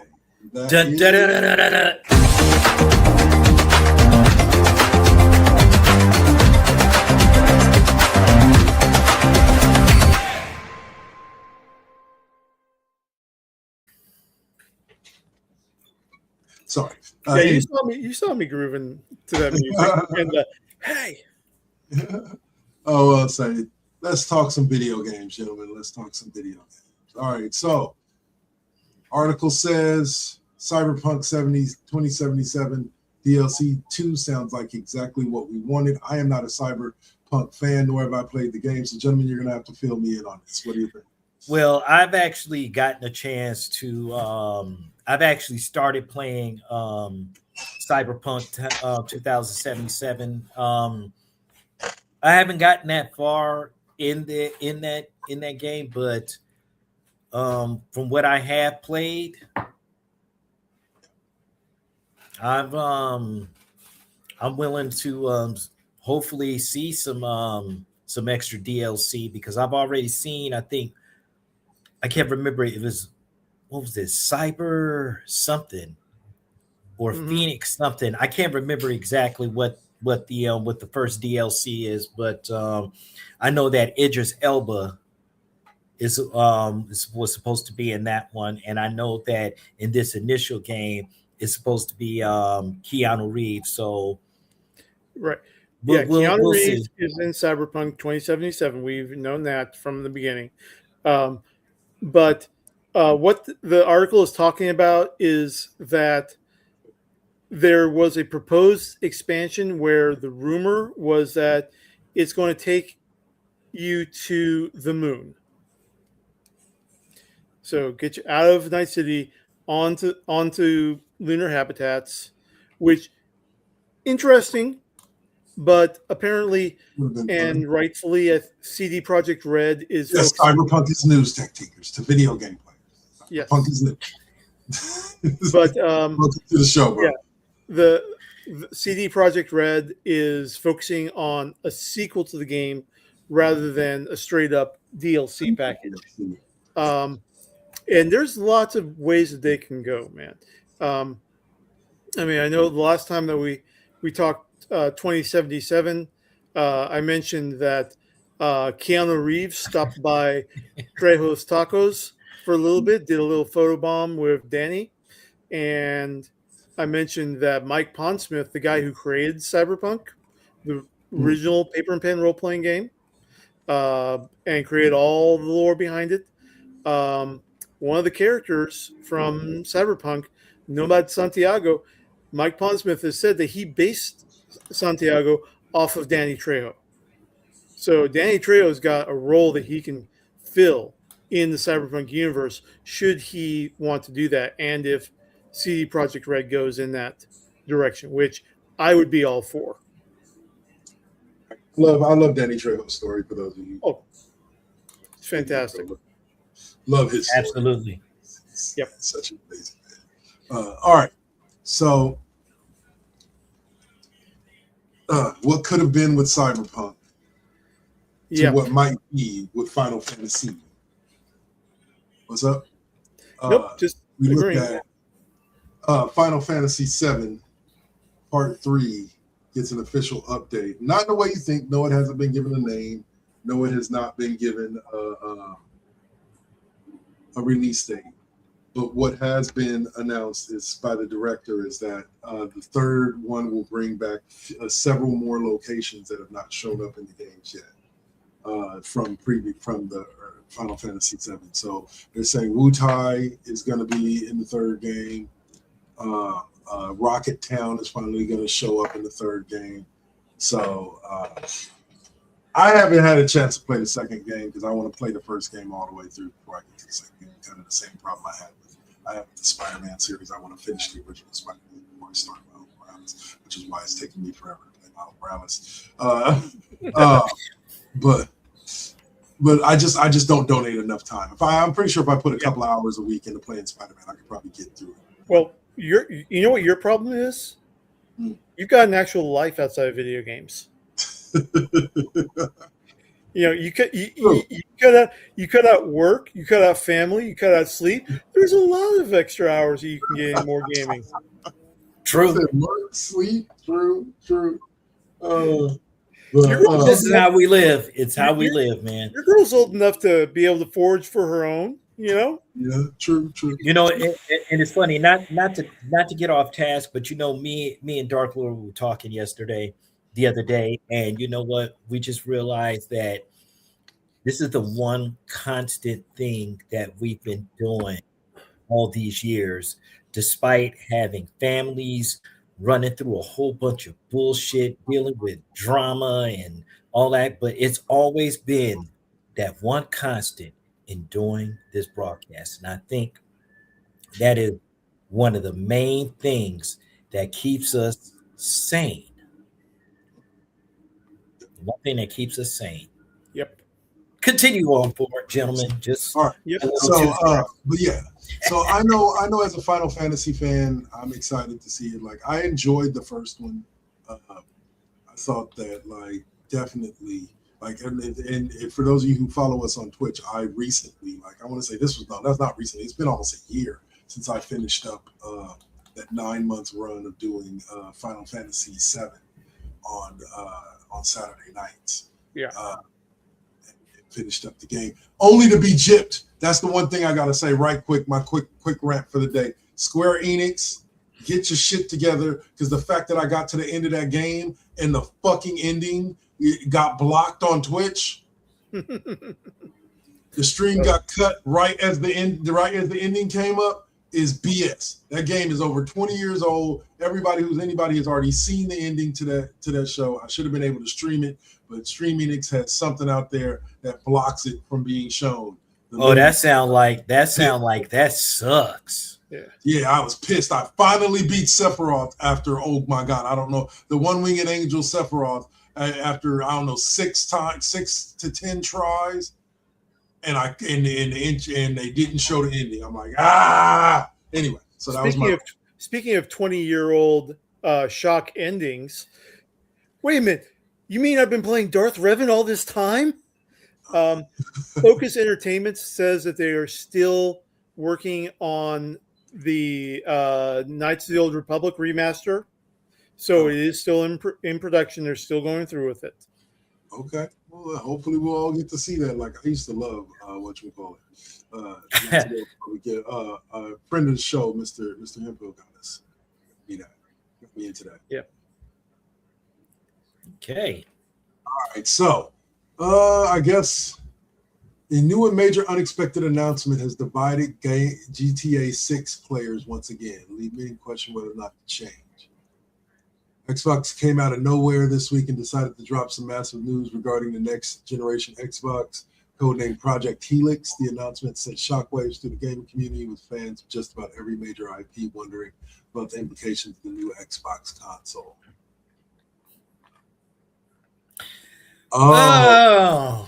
They basically, GTA 6 people are according to the article, GTA 6 people are freaking out because Xbox Well, I'll say it says that to read it straight from the thing, it says that PS5 Pro may be their top tier choice with the game when it first launches to get the most out of the game, and the Xbox users will have to. Look, we're going to be on We're going to be on PS7 by the time the GTA 6 launches. Okay, face facts. No, supposedly, according to the article, it's supposed to launch in the next couple of months. It's supposed to. I think it will be launching in 2 weeks. This time in November. No, in November. I think so. And the thing about it is that I'm pretty sure that all these other companies are going to be like trying to figure out who's going to be dumb enough to go up against GTA when they release. Because I mean, you think about it, that was the same shit that was with that was the same shit that was with GTA 5. You got to watch like those big type of games and those AAA titles that they really expect you to get. Yeah. They'll be like, well, we just need to know if this company is gonna, we don't know if we're gonna take a chance to release that game. By the way, Dark Lord, did we talk about the other Cyberpunk 2077 news last week? The re-release? I believe we touched on it, but if you want to touch on it again. No, I just want to make sure we got that. That was just came up into my mind suddenly. So, well, this story is a pretty big story in itself. I'm wondering where this is going to land us, and that is Nintendo is planning on suing the U.S. government for tariffs, and having to pay the tariffs that led to last-minute Switch 2 pre-order delays and demands refunds with interest. Okay. I don't know how far this is going to go. Man, okay. You know what? So I'm just going to look at the news at this point and see where it goes, because that's kind of the U.S. Supreme Court that goes beyond my pay grade. Yeah. So real talk. U.S. Supreme Court declared that the broad tariffs that have been on and off and on and off and on and off again, that the president does not have the ability to levy tariffs because those are taxes, and only Congress has that power to levy a tax.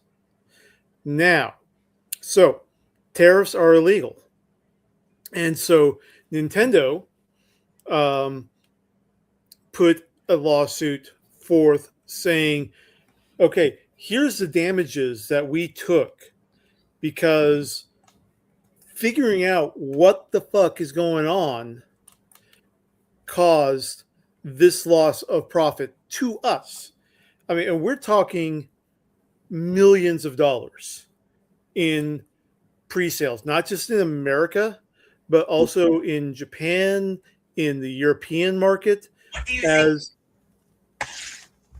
everyone was trying to figure out what the hell was going on and how are we going to need to adjust prices and everything like that. So this is a pretty serious matter going on.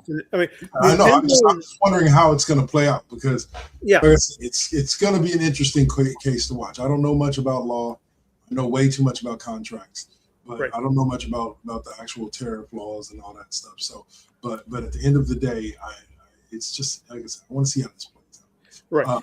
And actually, in a 2-for-1 deal, Nintendo actually has another lawsuit filed this week against the U.S. government, more specifically against the Republican Party for illegal use of clips from Pokemon, specifically Poketopia, which I think is their new off-brand game, and using those without permission for political advertising recently. Right. Okay. So they sent a cease and desist order, and also are going to be suing for damages Okay. or for copyright infringement damages. Well, that's okay. Yep. It's going to be real, like I said, it's going to be interesting to see. So let's leave the real world. Let's leave the real world behind again. We just had to do it because they're both impacting the video game industry, which we love and are a part of. I'll say from Zenru. Oh, Zenru Y. I'll say, all right. So here's one last one for us before we wrap this show up.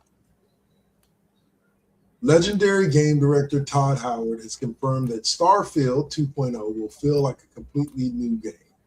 You've already expressed some skepticism here, Vern Scrier, so why don't you kick us off with this? Yeah, because Okay. I really want to hear this. Yeah. Okay, Saint, back me up on this. Rule number 1 of being a Bethesda fan: trust absolutely nothing Todd Howard says until you are experiencing it for yourself on your game console. Oh, yeah. That's it. Dude talks so much hype. He overhypes and underpromises and underdelivers. Yeah. And it's ruining Bethesda.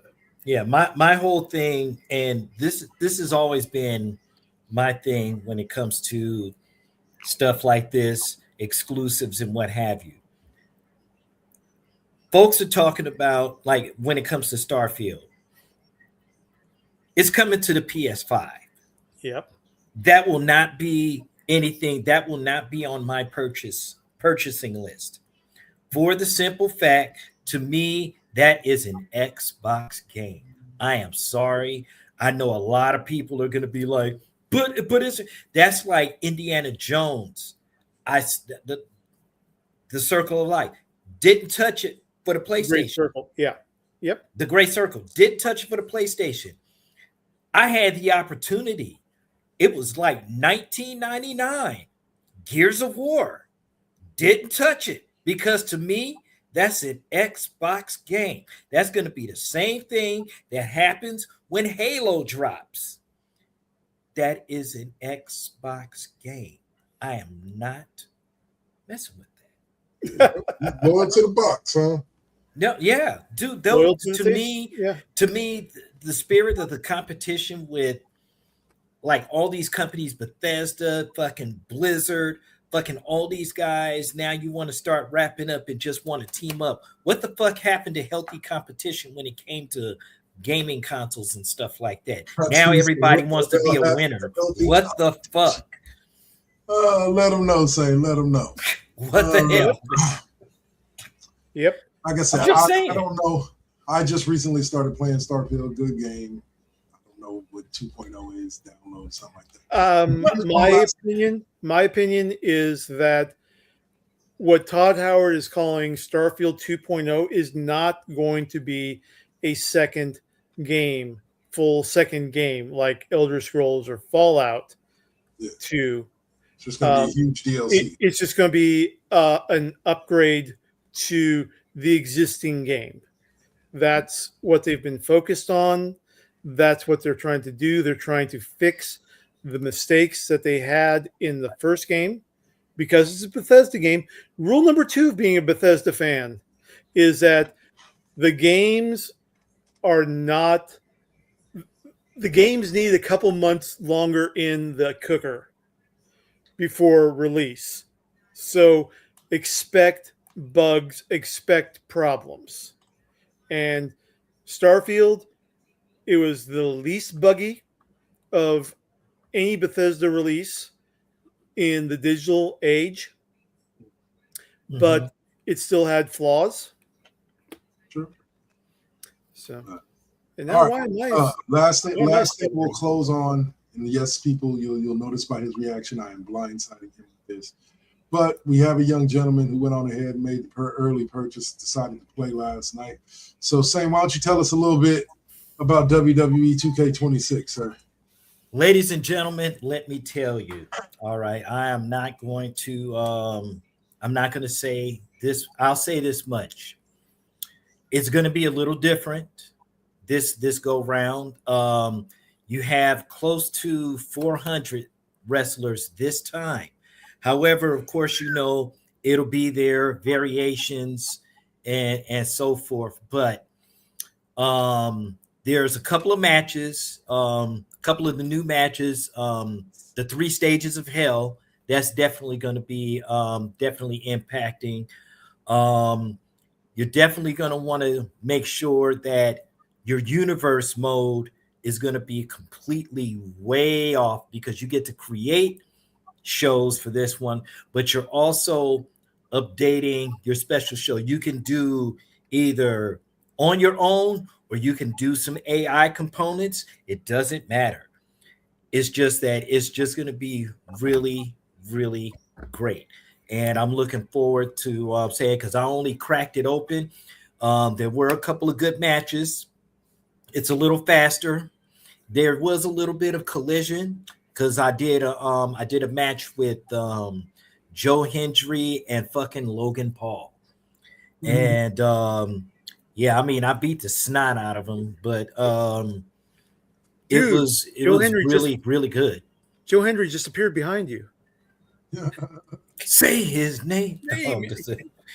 But no, it's really good. I'm gonna be probably running a couple of games in there, but I've already created my my character. But you gotta create one for the universe, and then you have to definitely create the one for the My Rise. And I'm probably gonna run with the My Rise or with the female character, because I'm gonna do the universe with the main character that I made. But I will tell you this: you will be grinding a lot. A lot is going in, especially when it comes to XP. If you guys are not going to get on this game, I'm telling you, you're going to grind your ass off when it comes to this game. Trust and believe you me. I've seen it. And you told us that the some members of the AAA roster are included now. Yeah. So in the what they're doing is that they're doing the season passes. So in the season 1 pass, I can't remember. I do remember Mr. Iguana. Yeah. But you kind of have to unlock him. You understand? You got to unlock him. You got to go through these tiers. Of course. You definitely have to do it. It's not the same. It's not the same like when it comes to the DLC and all that kind of stuff, because there are also wrestlers that are making appearances for the first time in many, many years. You have the Hardy Boys. They're going to be appearing in season 6. You got Tori Wilson also appearing. You have Kelly. Yeah, because Dark Lord, we talked about that one. And then, you have all of these wrestlers that are coming up, and they're also going to be surprises, because I didn't even think the Hardy Boys was going to get included in this. Hell, Tori Wilson, really? Kelly hasn't been in a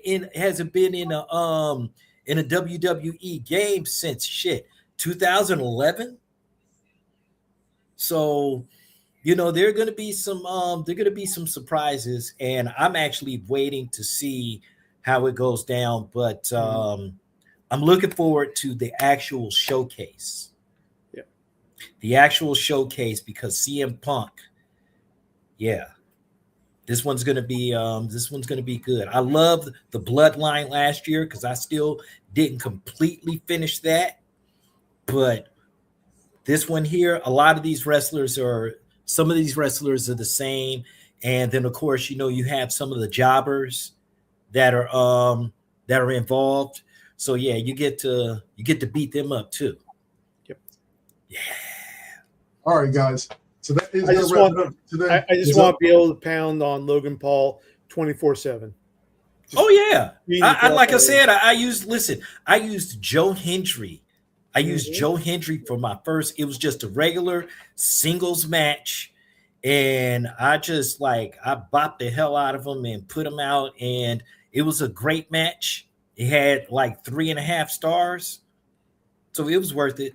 Good. All right. So we're gonna close. We're gonna get to our closing segment now, guys. Thanks for all the great video game talk.